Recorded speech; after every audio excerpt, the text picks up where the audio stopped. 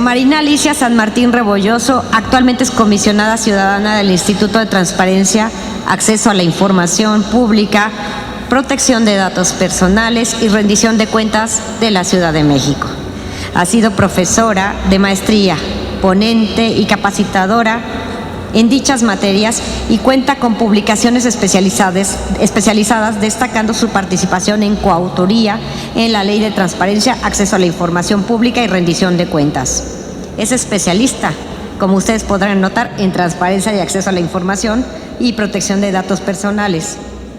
Colaboró en el INAI por más de 6 años. Es licenciada en Derecho por la UNAM. Tiene maestría en Cooperación Internacional y Gestión de Proyectos por el Instituto Universitario de Investigación Ortega y Gasset y un máster universitario en América Latina y sus relaciones con la Unión Europea por la Universidad de Alcalá, España. La doctora Guadalupe Barrera Nájera actualmente es defensora de los derechos universitarios de la UNAM. Fue directora de la Clínica Jurídica del Programa Universitario de Derechos Humanos de la UNAM. Se ha dedicado a la docencia desde el 2004 en 3 áreas: enseñanza clínica del derecho, derecho internacional público, derechos humanos y teoría del derecho. Es profesora de la Facultad de Derecho de la UNAM y lo ha sido en la División de Estudios Jurídicos del Centro de Investigación y Docencia Económica. Egresada de la Facultad de Derecho de la Universidad Nacional Autónoma de México, con estudios de maestría en Derechos Humanos y especialidad en Derecho Europeo por la Universidad de Europa Central, doctorada en el Instituto de Investigaciones Jurídicas de la UNAM. La maestra Nelly Montealegre Díaz actualmente se desempeña como subprocuradora de atención a víctimas del delito y servicios a la comunidad en la Procuraduría General de Justicia de la Ciudad de México. En la CNDH fungió como visitadora adjunta. Es maestra en Administración de Justicia por el INACIPE, especialista en Sistema Acusatorio por la Escuela Libre de Derecho y maestría en Administración Militar para la Seguridad Interior y Defensa Nacional por la Sedena. En la PGR fue fiscal especial para los delitos de violencia contra las mujeres y trata de personas, directora de averiguaciones previas y fiscal especial en la Unidad Especializada de Investigación de Operaciones con recursos de procedencia ilícita y de fiscalización o alteración de moneda del asiero. En el ámbito académico cuenta con diversas publicaciones en ciberdelitos, seguridad interior, protección a niñas, niños, adolescentes, trata de personas y violencia contra las mujeres. La licenciada Lucía Citlali González Hernández actualmente se desempeña como secretaria de Asuntos Nacionales e Internacionales de la Fundación, es así, la voy hasta Huacán, para el Desarrollo Comunitario AC y coordinadora del proyecto Asesorías Jurídicas Gratuitas. Socia fundadora y directora general del Instituto Formativo Multidisciplinario y de Investigación Jurídica, representante de empleadores de la Universidad Autónoma de la Ciudad de México ante la Junta Local de Conciliación y Arbitraje. Licenciada en Derecho por la Facultad de la UNAM. Concluyó su especialidad en Derecho Financiero por la División de Estudios de Posgrado de la Facultad de Derecho de la UNAM. Cursa las licenciaturas en Administración de Empresas en la Escuela Bancaria y Comercial y una maestría en Derecho Laboral por el Instituto de Posgrado de Derecho. Por último, la maestra Saranis Palma León, abogada postulante en materia de trabajo, docente en las materias de Derecho Individual del Trabajo y Derecho Colectivo Procesal del Trabajo, consejera técnica de la Facultad de Derecho de la UNAM y ponente en diferentes foros en materia de trabajadores como bioderecho, derecho del trabajo y seguridad social, derechos humanos y convenios de la OIT, el derecho del trabajo como mínimo de garantía social, perspectiva y pertenencia de los juzgados laborales en México. Y pues ya me tardé mucho, ¿ya vieron? Sí, fue un gran reto hacer un resumen de todas ellas. Y pues bienvenidas. Les voy a dar el uso de la palabra en el siguiente orden. La maestra San Martín, la doctora Guadalupe, la maestra Saramis Palma, mi querida amiga Nelly, maestra también, la maestra Citlali. A menos que usted.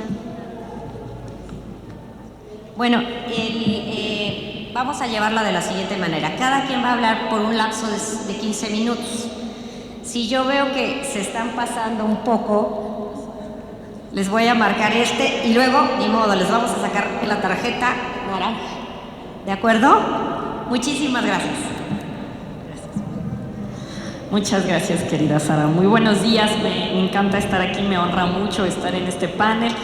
Gracias a la secretaria Soledad por la invitación, gracias Sara, procuradora, muchas gracias a la Secretaría del Trabajo y Fomento al Empleo reconocer este esfuerzo, igual que a la Procuraduría, obviamente también a través de la operación de Lourdes Lezama con su procuradora también en este tema, y estoy encantada de poder participar en este panel. Es la segunda vez que tengo la fortuna de hablar de estos temas con ustedes del derecho al trabajo, dado que el tema que nosotros manejamos en el Instituto de Transparencia pues es el derecho a la protección de datos personales y el acceso a la información.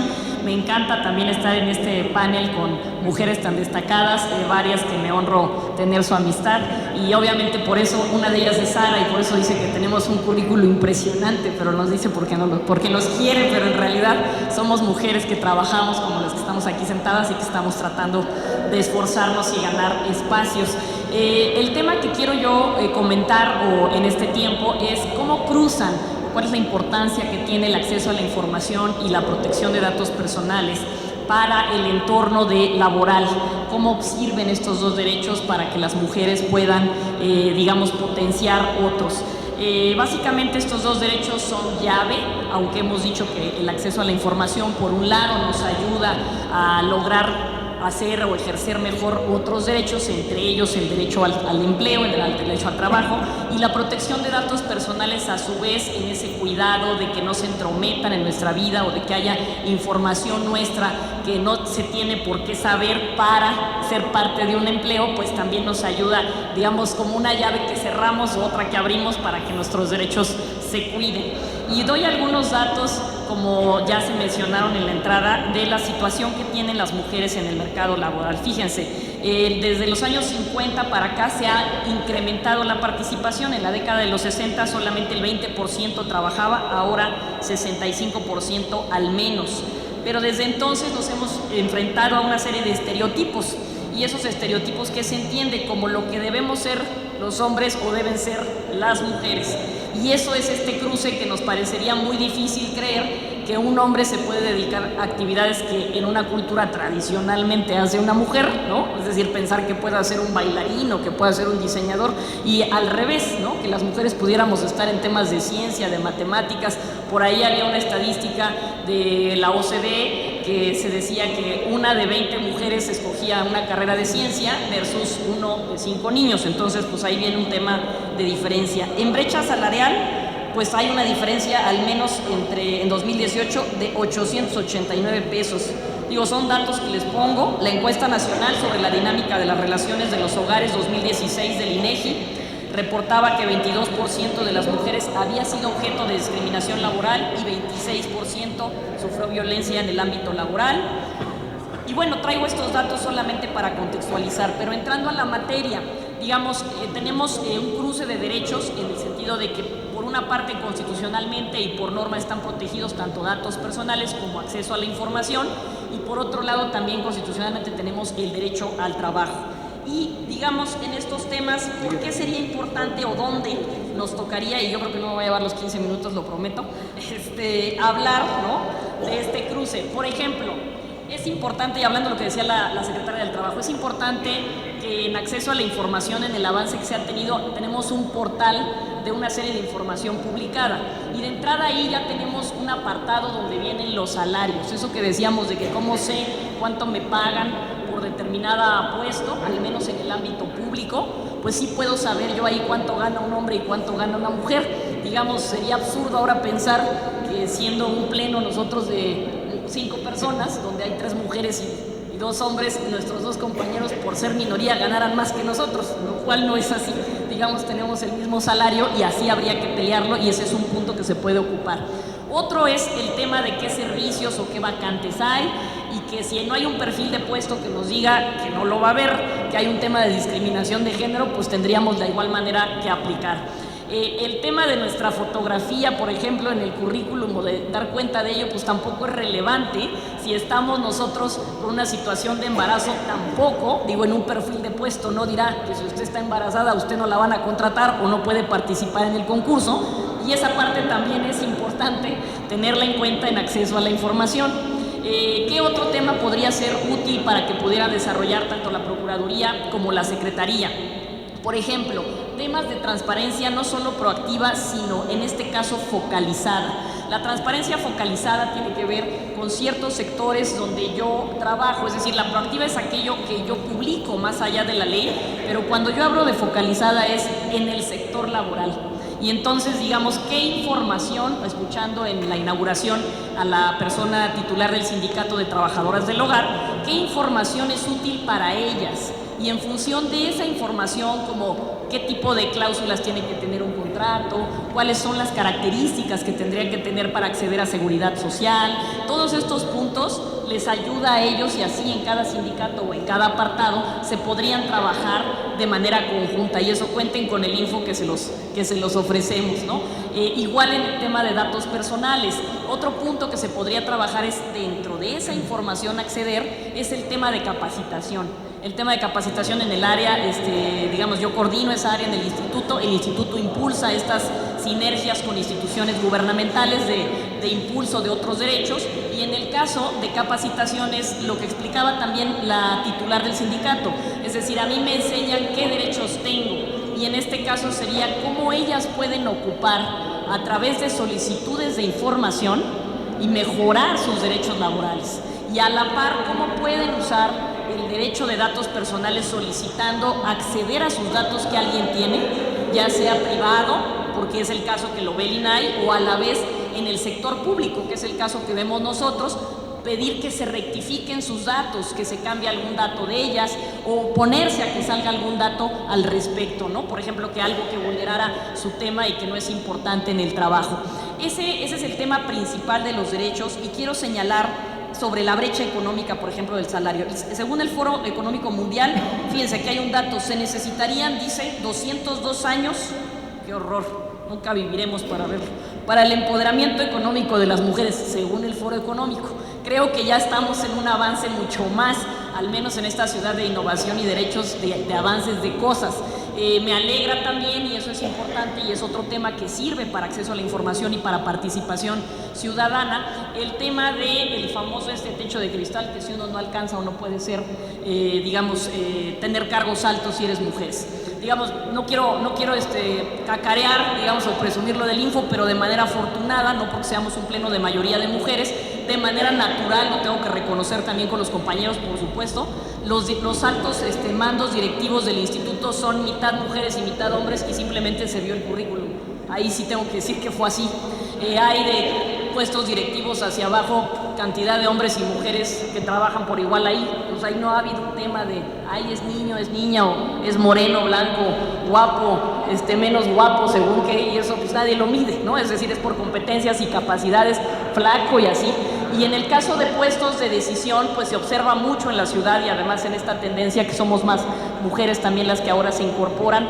Creo que un tema importante sí sería, y para eso es el acceso a la información, y para eso el tema también de datos personales, tener toda la documentación posible, o entender, por ejemplo, los horarios, los mecanismos de trabajo, las funciones que se realizan, para poder internamente hacer una reingeniería y poder aprovechar más los horarios, ¿no? Creo que en el tema de papás y mamás tendrías que tener, como decía la secretaria, una salida razonable para tener tu convivencia familiar, no siendo más mujeres u hombres, es decir, que ambas partes se equilibren. No hay manera de impulsar el mejor trabajo de las mujeres sin la participación tampoco de los hombres, digamos, al final habría que equilibrar ese punto también.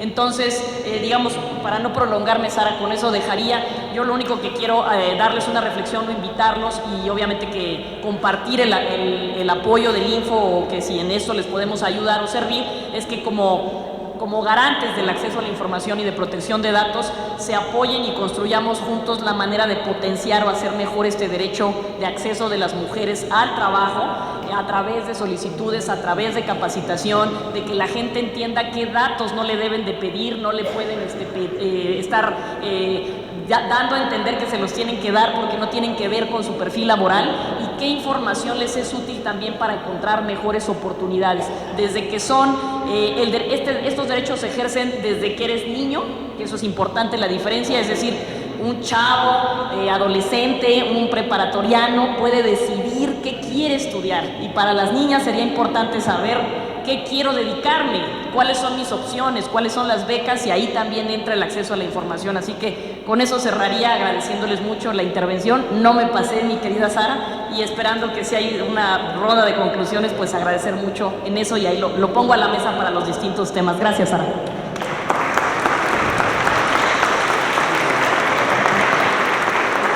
Muy enriquecedor lo que nos comentas, Marina, y muy ágil tu expresión y muy pertinente. Muy importante saber que a través del acceso a la información pues, nos podemos allegar de material pues, para saber dónde sí nos pueden contratar y dónde hay mejores y mayores oportunidades. Muchísimas gracias. Doctora,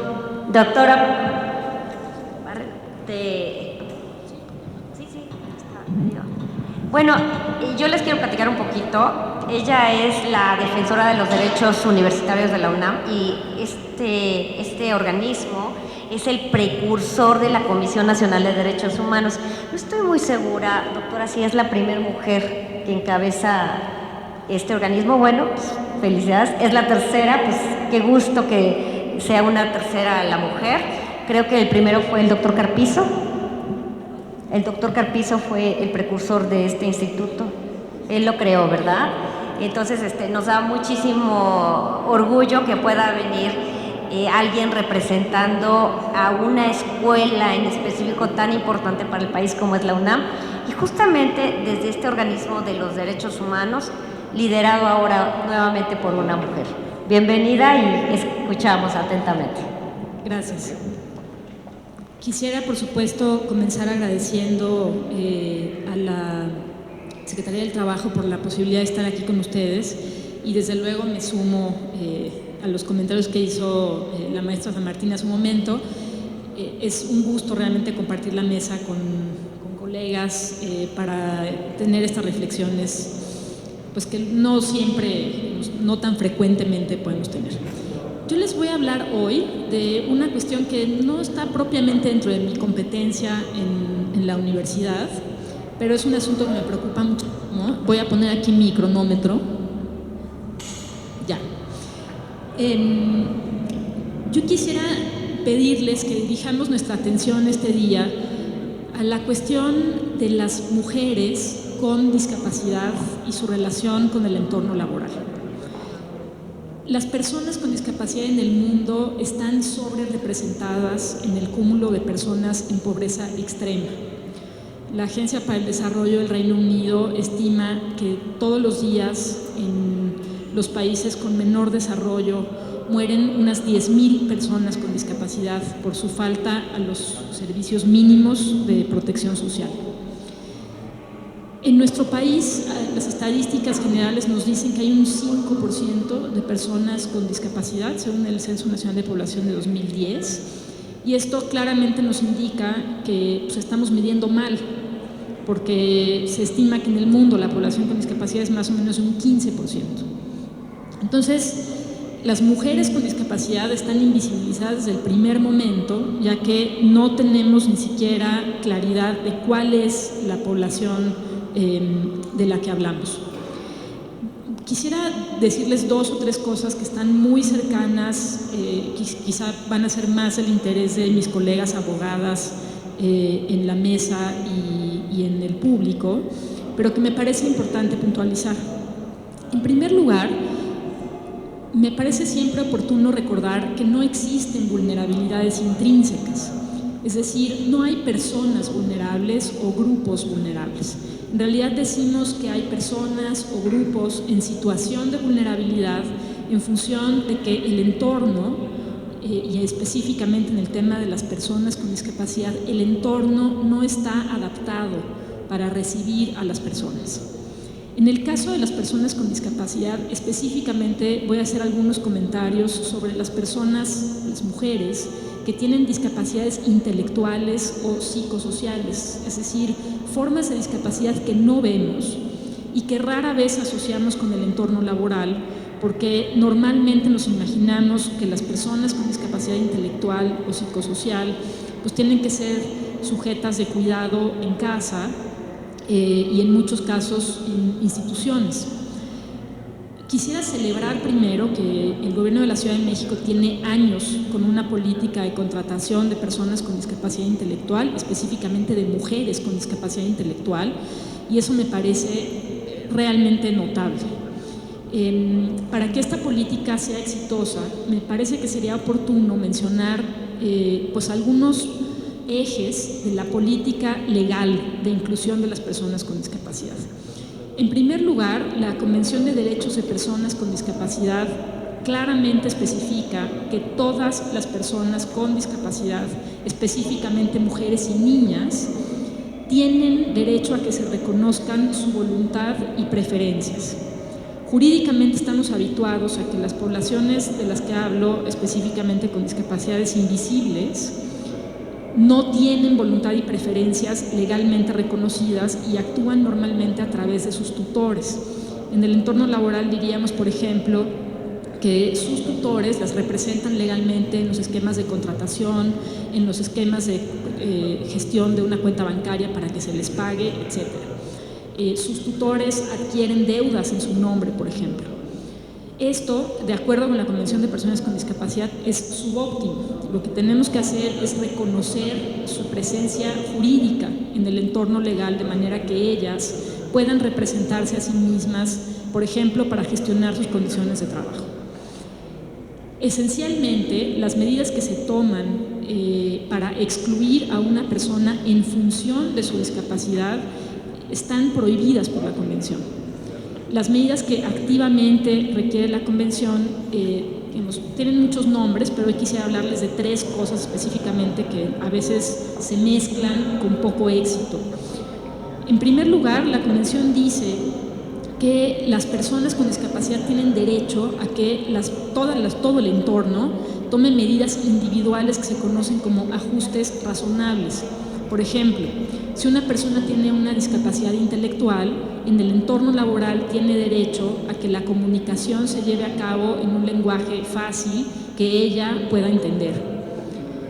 Por ejemplo, una persona con discapacidad psicosocial tendría derecho a que se ajuste su horario de trabajo para que ella pueda, por ejemplo, tener los cuidados médicos que requiera, y si, por ejemplo, yo qué sé, en las mañanas toma un medicamento muy fuerte y no puede llegar al trabajo temprano, pues eso es un derecho a un ajuste razonable que en su caso tendría que hacerse. Esos ajustes razonables están sujetos a una medida de proporcionalidad, es decir, dependiendo de las condiciones del empleador y del contexto, pues se pueden hacer esos ajustes y está prohibido transferir el costo de esos ajustes a la persona. Otra cuestión muy amplia, pero que no es individual, sino para grupos de población en general, son las medidas de accesibilidad que la Convención establece en el artículo 9. La accesibilidad para las personas con las discapacidades invisibles de las que les hablo implican, por ejemplo, que la comunicación sea accesible, como les ponía en el ejemplo anterior de los ajustes, pero esto, digamos, de manera proactiva, sin necesidad de que nadie lo pida. Ya para concluir, quisiera mencionar un tema muy controvertido, pero que me parece muy importante también, que tiene que ver con unos resabios de la medicalización de la seguridad social en nuestro país. Por razones históricas que no quisiera profundizar ahora, el desarrollo de la seguridad social está pegado necesariamente con el desarrollo de la ciencia médica del siglo XIX, y entonces todavía seguimos en México utilizando sistemas que tasan la discapacidad. Por ejemplo, hablamos de grados de discapacidad y eso nos lleva, por ejemplo, a las tablas de indemnización de la seguridad social por la pérdida de, por ejemplo, miembros o otras funciones. Eso está vinculado con unas estrategias que se usan en muchos lugares sobre la clasificación internacional de funcionalidad, que es básicamente una tasa pues razonablemente cercana a la medicalización de la discapacidad, Y en realidad el reto es cómo pasamos de eso a una concepción de la discapacidad que no esté concentrada en las condiciones específicas de una persona, sino en las condiciones del entorno. O sea, tendremos que empezar a clasificar los entornos laborales en el grado de su disposición para personas con discapacidad. Es decir, por ejemplo, una tasa que nos permite identificar empresas o entornos laborales accesibles para personas con discapacidad. Eso sería, me parece, muy provechoso, además de complementarlo con la información médica que se requiera para que las personas en particular accedan a los servicios. Yo lo dejaría por aquí en este momento y seguimos en la ronda final. Gracias. Muchísimas gracias, doctora.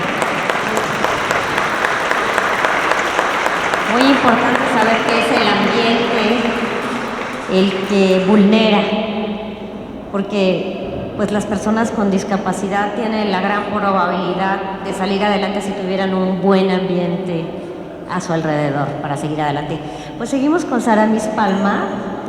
Yo a veces les digo doctoras, maestras, licenciadas, pero todas amigas. Entonces, adelante, pon tu cronómetro porque no me traje reloj, mira. Bueno, ok. Gracias. Buenos días a todas y todos. Realmente es un placer compartir este espacio tan importante con mujeres tan valiosas e inteligentes que, por supuesto, en este ánimo y filosofía de empoderamiento siempre tendrán muchas cosas positivas y sobre todo trascendentes que opinar respecto de todo lo que nos atañe como simplemente lo versátil en nuestro contexto de mujeres. Han de saber que vengo en representación de la Facultad de Derecho de la mejor universidad de Latinoamérica y formo parte del Consejo Técnico en donde por primera ocasión en la historia de la propia facultad formamos el primer Consejo Técnico con paridad de género. Es decir, existimos en ese gran y muy fuerte Consejo Técnico la mitad de hombres y la mitad de mujeres con la misma capacidad, con los mismos criterios y con la misma importancia en la toma de decisiones en nuestro ambiente académico. Me gustaría comentarles 3 aspectos relevantes respecto de la paridad, pero en distintos puntos de vista. Primero, en mi percepción como académica, haciendo algunos comentarios respecto de los contenidos de la Ley Federal del Trabajo, por supuesto, hablando de las reformas laborales de 2012 y de 2019, así como también como abogada postulante. Su servidora litiga en materia del trabajo y realmente es muy valioso el observar cuál es el tratamiento que las autoridades jurisdiccionales, llámese la Junta de Conciliación y Arbitraje federal y local, dan a las mujeres que se duelen de despidos que aseguran, por supuesto, son injustificados. Y finalmente, en mi calidad de asesora empresarial.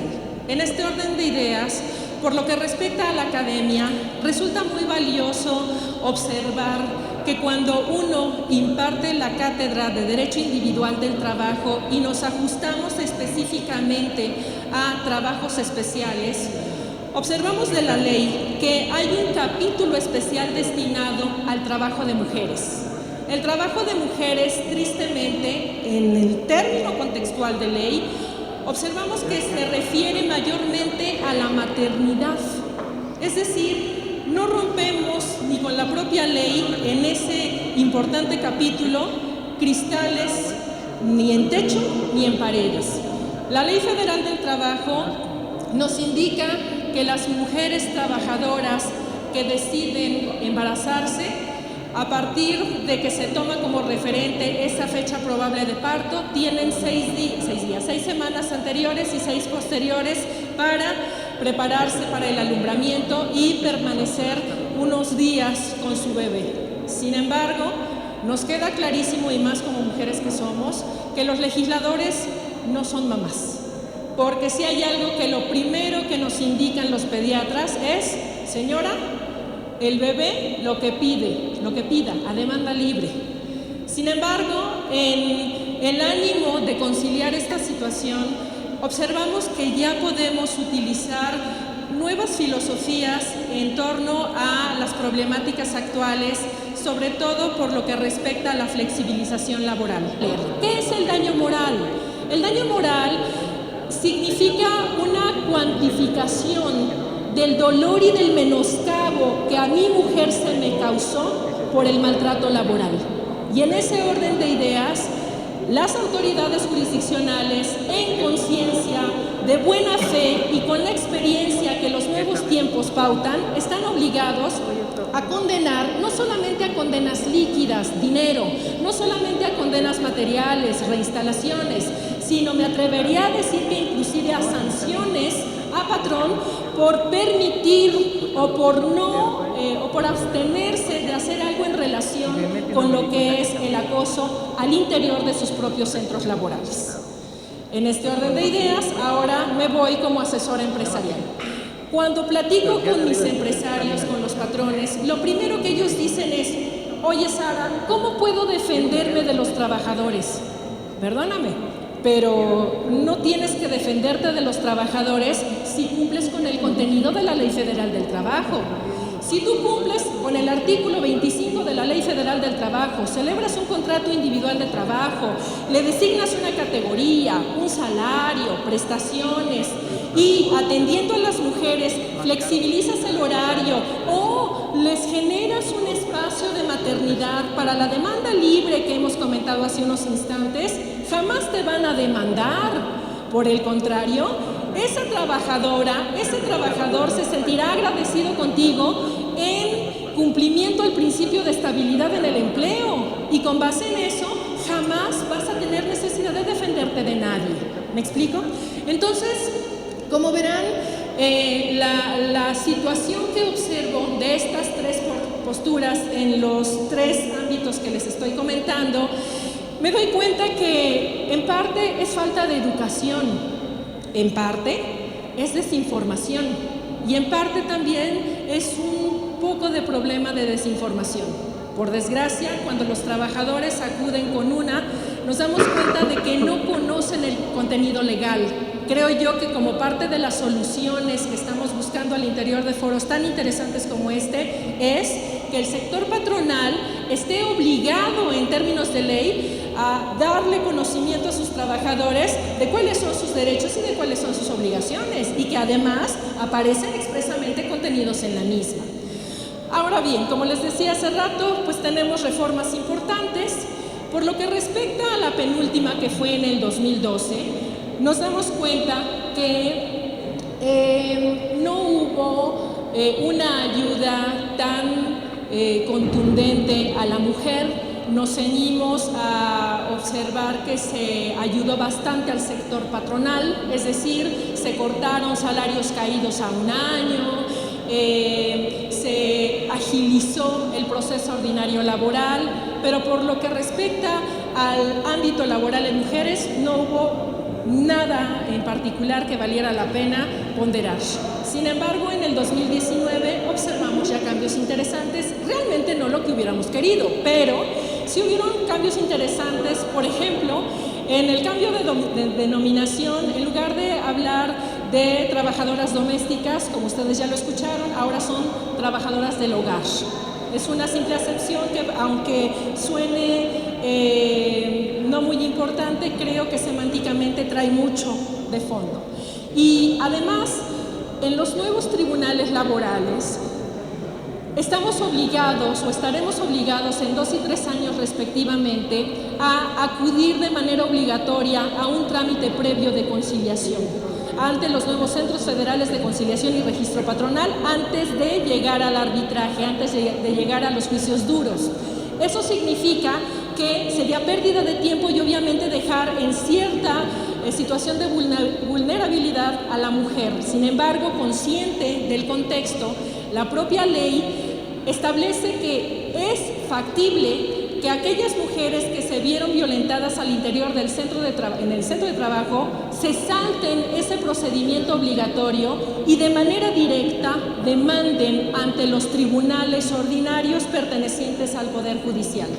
En esta parte creo yo que es fantástica la apertura y la visión por parte de la legislación, y tan solo nos resta esperar cuáles van a ser las conductas como litigantes, como autoridades y del sector social en lo general para la interpretación en el entendido de que tenemos una jurisprudencia importante respecto de mujeres embarazadas. Mujer embarazada que no sea adecuada a los conceptos de rescisión que establece el artículo 47 de la Ley Federal del Trabajo, se sobreentiende que se trata de un despido injustificado, y de ahí todas las prerrogativas laborales contenidas en ley a su favor. Por mi parte sería todo. Muchísimas gracias por su atención. Muchísimas gracias. Hablarnos del fenómeno actual, de un fenómeno muy reciente que se llama el No Moms, no queremos ser mamás. Muchas lo hacen por elección y otras lo hacen porque tienen ese temor a perder sus trabajos y no vivir de una manera como ellas quisieran. También los grandes cambios en la ley del trabajo, y evidentemente que nos falta continuar. Otra perspectiva desde la visión de la maestra Nelly Montealegre, que nos va a presentar el punto de vista. Muchísimas gracias, Nelly. Gracias, muy buen día a todas, a todos. Agradecer de verdad la invitación de nuestra secretaria del Trabajo, de la doctora Soledad Aragón, de mis amigas de verdad y compañeras de lucha, ¿verdad? Sara, Lulú, muchas gracias. Y a de verdad distinguido presidium, porque celebro mucho la celebración de este conversatorio en función de la multidisciplinariedad, de las diversas visiones que se presentan el día de hoy para hablar de lo que es el impulso de las mujeres para obtener un mejor trabajo. Y esto en la conmemoración, ¿verdad? En el marco de la conmemoración del Día Internacional de la No Violencia contra las Mujeres. Grandes actividades, grandes retos que tenemos, no nada más a nivel de gobierno, sino también desde lo público, ¿verdad? Desde lo privado, perdón, que tenemos en el combate a la violencia. Y por ello, para mí, es importante presentarles el día de hoy un poco de lo que venimos haciendo desde la Procuraduría, y que sea hablar desde el acceso a la justicia para las mujeres. Este acceso a la justicia que nos obliga desde la Procuraduría a diversas vertientes. Creo que va muy concatenado con lo que nos acaban de mencionar en relación a las cuestiones que suceden cuando en el espacio laboral suceden algunos esquemas delictivos, ya sea un acoso laboral, un abuso sexual, un abuso de autoridad, algunos esquemas que ya la Ley General la Ley General de Acceso de las Mujeres a una Vida Libre de Violencia nos enmarca. Por favor, vamos pasando la presentación. Estamos... bien. Perfecto, muy bien. Muchísimas gracias. Gracias, qué amable. Sí, aquí tenemos ya la presentación. Es que creo que está quizá un poquito lejos. Aquí está, muy bien. Marco jurídico un poco, digo, soy abogada, no puedo dejar de pensar afuera de eso, ¿verdad? Sí, lo hacemos, pero ya en el caso concreto, pero sí enmarcar las acciones desde la Procuraduría en ese orden. ¿Qué tenemos? ¿Qué nos marca a nivel de la Ciudad de México en el tema del acceso de las mujeres a una vida libre de violencia en el ámbito laboral? La Ley General de Acceso, que reconoce en su artículo 10 justamente lo que sucede, lo que se relaciona con la violencia laboral, nos señala el artículo 10, y nos habla acerca de cuáles son las conductas que se pueden cometer desde el ámbito laboral y que está enmarcada en algunos tipos penales. En algunos casos la vamos a ver en el tema de alguna situación de discriminación, de acoso sexual, de abuso de autoridad, algunos esquemas que van enmarcándose en ese sentido. Tenemos, por supuesto, en este marco la Declaración y Plataforma de Acción de Beijing, sin duda un marco referencial muy importante para las mujeres y para la trazabilidad que se vino haciendo en el combate a la violencia de las mujeres en el ámbito nacional.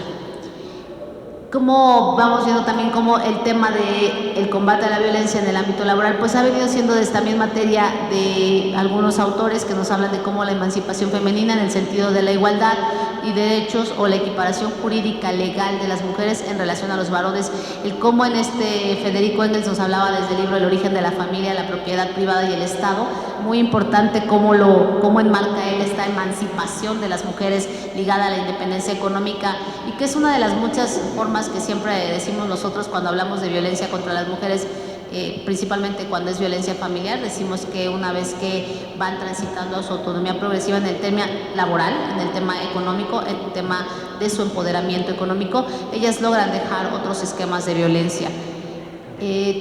comentar qué hacemos desde la Procuraduría en la construcción de políticas públicas respecto del trabajo en este sentido. Tenemos un trabajo cotidiano con las colectivas feministas, con las organizaciones de la sociedad civil, con las que trabajamos prácticamente todos los días en la atención a los casos de violencia contra las mujeres. Nos coordinamos con diversas instancias de la Ciudad de México. Así fue como conocí a Sara, a Lulú. Comentarles en un evento muy complicado que todo el mundo recordará, los Me Too. Cuando pasó este tema de Me Too a principios de este año, recordarán que se hablaba del Me Too periodistas, Me Too cultura, Me Too músicos, Me Too académicos. Estos Me Toos que estaban generándose fue un movimiento social muy importante que nos ayudó a identificar que el tema laboral y el tema del acoso sexual que se vive en muchas instancias, les quería compartir, lo identificamos más en el ámbito privado, en el ámbito de la iniciativa privada, más allá que en el espacio público. Nos dimos cuenta que en muchas de las ocasiones en el tema de Me Too creativos, en las empresas ¿cómo le llaman? Esas empresas que son donde hacen anuncios comerciales, hacen algunos esquemas, digamos, de talento, es donde se da más el tema del acoso sexual. Identificamos más conductas en ese espacio, identificamos más denuncias en ese sentido, y eso nos obligaba a nosotros a actuar, ver qué es lo que estaba pasando en el escenario privado, qué estaba pasando ahí. ¿Podía suceder que hubiese una conducta delictiva? Sí. ¿Podíamos abrir una puerta dentro de la Procuraduría para la recepción de estas denuncias? Desde luego. Pero ¿qué había más allá de eso? Cuando una mujer denuncia un esquema de estos, requiere no nada más una denuncia, porque el hecho que tenga la denuncia, pues se lleva una copia de su entrevista y quizás después de eso se exponga a más violencia. Necesitábamos decretar medidas de protección para estas mujeres, y la medida de protección que se puede decretar desde la Procuraduría en el marco del Código Nacional de Procedimientos Penales en algunos casos, en otros en el marco de la Ley de Acceso de las Mujeres a una Vida Libre de Violencia, que la Ciudad de México nos establece algunos aspectos para hacer o tramitar medidas de protección. Les hablaré un poquito más de esto. Y también el ver en el espacio laboral qué sucedía en el ámbito laboral, qué hace la Procuraduría del Trabajo en ese sentido, cómo podía defender sus derechos, cómo desde la Subprocuraduría, desde la Defensa del Trabajo, se podían establecer algunas acciones de protección, quizás el cambio de ellas a otra área, ¿no? Si esto era en el espacio del servicio público, ver cómo ellas no iban a ser mayormente vulneradas al momento de hacer la denuncia, que no fueran a perder su empleo, que no recibieran algún acto digamos, como de represalia ante la denuncia. Entonces, en caso de que exista algún hecho delictivo que tenga que ser denunciado, que si se enfrentan a un tema de un acoso sexual que no requiere, como en otras instancias a nivel federal, por ejemplo, todavía tenemos el delito de hostigamiento sexual, que te requiere la relación de subordinación, y no necesariamente quien te hostiga sexualmente es tu superior jerárquico. A veces son compañeras, compañeros, inferiores, ¿no? Entonces, afortunadamente en la Ciudad de México hay un tipo penal muy, muy completo que nos permite denunciar estas conductas si es que suceden, y también estamos trabajando en la posibilidad de ver ahora trabajos, por ejemplo, con el INVEA, con el Instituto de Verificación Administrativa, para caminar a explorar en algunos casos de centros laborales donde pueda ejercerse algún tema de trata de personas por alguna explotación laboral. Esto es muy importante porque creo que a veces no identificamos que pueden suceder estos esquemas. Por eso en trata de personas también trabajamos cuando hay algún delito por alguna explotación de índole laboral, también lo estamos investigando, ya tenemos también algunas sentencias en ese sentido. Acoso o hostigamiento sexual, reitero, está la Fiscalía de Delitos Sexuales, pero también está el Centro de Terapia de Apoyo a Víctimas de Delitos Sexuales. Desde ahí también proporcionamos atención psicoterapéutica, atención psicológica, asesoría jurídica para el ejercicio de sus derechos en ese tema. Y cuando hablamos de discriminación, que ya fueron muy amplios, la verdad, las participaciones en el tema de la discriminación, ¿qué hacemos? También dictaminamos, tenemos el Centro de Atención a Riesgos Victimales y Adicciones, el CARIBA, que se encarga de hacer los dictámenes psicológicos cuando una persona fue víctima de discriminación, porque es un tema a veces, digamos, nosotros como abogados decimos de resultado formal, es decir, no hay un cambio en el mundo fáctico. O sea, a mí me discriminaron, yo sé que fui víctima de discriminación, pero ¿cómo lo acredito? ¿Cómo acredito que la conducta de esta persona que a mí me discriminó me generó un daño psicoemocional? Y ese daño psicoemocional tiene que ser dictaminado por un perito en psicología. Lo hacemos desde la Procuraduría en este centro, en el CARIBA. Se determina si la persona que denuncia la discriminación tiene alguna afectación psicoemocional, porque también dentro de la reparación del daño ella tiene que recibir terapia. ¿Para qué? Para lograr que ese daño psicoemocional que se le ocasionó con motivo del hecho victimizante de discriminación, logra hacerse se tiene que repararse el daño. Pues bueno, también trabajamos en ese tema cuando estamos hablando del delito de discriminación, y desde luego no dejar abierta la puerta de la Procuraduría para que puedan ustedes acudir a denunciar. Yo cierro con un apartado que me gustó mucho del libro de nuestra querida Marcela Lagarde, que yo creo que muchas de ustedes la hemos leído y releído y hemos aprendido mucho de ella en su libro El cautiverio de las mujeres. Cuando ella define al poderío, dice que el poderío es la clava feminista que resulta de acuñar adelantos.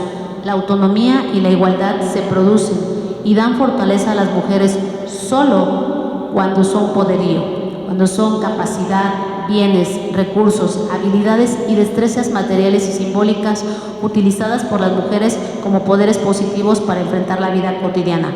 Hay poderío cuando no postergamos la satisfacción de nuestras necesidades personales y cuando al satisfacerla enriquecemos nuestra vida. Muchas gracias. Muy buen día. Muchísimas gracias a nuestra brillante subprocuradora Nelly Montealegre. Muy enriquecedor. Qué bueno conocer estos temas de las situaciones, de cómo podemos hacer las denuncias pertinentes, qué es lo que puede hacer la Procuraduría. Y sí, muy importante saber cómo vamos a resolver este asunto de que nos acosan pero no queremos denunciar, porque entonces podemos perder el trabajo. ¿Qué tal? Buen día. Muchas gracias a todos los asistentes por venir a este conversatorio. Muchísimas gracias a la maestra Sara y a la maestra Soledad, que nos invitaron el día de hoy, a grandes panelistas con las que tengo la posibilidad de compartir este panel. Muchísimas gracias a ambas instituciones.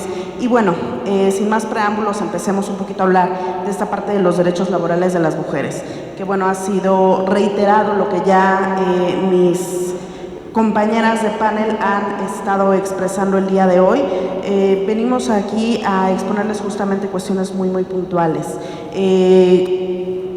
Como abogada postulante justamente, ¿no?, representando a un organismo privado, ¿no?, pero también como representante patronal dentro de la Junta, donde nos toca observar estas grandes discriminaciones que se tienen hacia la mujer, ¿no? Quiero hacer algunos comentarios puntuales. Por acá mi compañera ya hizo favor de empezar a exponer, y que hemos reiterado, ¿no?, este artículo 2 de la Ley Federal del Trabajo, donde habla de este trabajo digno que debemos de tener en general para todos los trabajadores, no solamente para las mujeres. Sin embargo, en la misma Ley Federal del Trabajo, en el título 5, que habla justamente y tiene un apartado específico del trabajo para las mujeres, donde pueden ver justamente estas trabajadoras estos derechos que también tienen y que a veces son justamente violentados dentro de los centros de trabajo, y nos toca verlo de manera muy vívida. Comentaban muy acertadamente las panelistas, ¿no? Muchas veces nuestros legisladores no están en esta empatía hacia la mujer trabajadora, porque si bien es cierto que dentro del país tenemos una serie de normatividad que es aplicable, que es vigente, y que además también tenemos dentro del ámbito internacional varios compromisos como país que tenemos que cumplir en torno a estos derechos laborales de las mujeres, y que desafortunadamente, y hay que decirlo con toda la responsabilidad, México somos uno de los países que más incumplimos en materia internacional todos estos acuerdos que asumimos. Somos un miembro muy activo de la Organización Internacional del Trabajo, y tenemos ahí dos muy importantes convenios, que es el convenio 100 y el convenio 111, que habla justamente de las remuneraciones que tendrían que ser iguales para ambos sexos dentro del campo laboral. Y también nos habla este convenio, el 111, respecto de la no discriminación dentro de los centros de trabajo. Creo que este es uno de los puntos torales de donde vemos esta violencia hacia estos derechos laborales de las mujeres. ¿Por qué? Porque al final del día no son respetados, y no son las únicas normatividades que tenemos en ese respecto. Por acá ya comentaban también respecto de la Ley General de Acceso a las mujeres a una vida libre de violencia y que acabamos de ver hace unos días justamente manifestaciones respecto de esta situación. Creo que uno de los caminos primordiales, y nosotros lo hemos visto tanto desde esta parte de la iniciativa privada, también como catedrática que soy de diversas universidades, donde nos damos cuenta que muchísimas de las personas desconocemos nuestros propios derechos, y siempre lo he remarcado. ¿Cómo podemos exigir nuestros derechos cuando nosotros mismos los desconocemos? Entonces creo que lo primero y una de las aportaciones que hemos estado realizando, ¿no?, sería primero enfocarnos en esta parte, no de la normatividad, porque normatividad tenemos y es vigente y positiva dentro de nuestro país. En la Ciudad de México tenemos un gran compendio normativo que habla sobre la no discriminación de las mujeres. Tenemos a la Ley Federal del Trabajo que, como les reitero, tiene un apartado especial del trabajo para las mujeres, ¿no? Creo que ha sido una gran labor a partir de esta reforma del 1 de mayo de 2019, donde además incluye a estas trabajadoras del hogar, reconociéndoles los derechos inherentes que tienen. ¿Por qué? Porque también prestan un servicio. Estos derechos que les decía yo, sí tenemos reconocidos, creo que tenemos que hacer este esfuerzo de poder tener reglamentos claros dentro del centro de trabajo. Una norma que también se adiciona a esta brecha que queremos disminuir de la discriminación y que va a tener una gran relevancia, ¿no?, y apenas está en proceso de implementación, es la norma oficial mexicana 035, donde también nos va a dar esos parámetros, ¿no?, para poder saber justamente estas mujeres qué tipo de violencia están sufriendo. Ya lo dijimos, muchas de las mujeres no se atreven a presentar denuncias, pero tampoco son acompañadas en este tipo de situaciones de violencia y de discriminación dentro de los centros de trabajo. Esta norma, cuando ya esté totalmente implementada, que será en octubre del año que entra, podremos ir visualizando mayores problemas. ¿Para qué?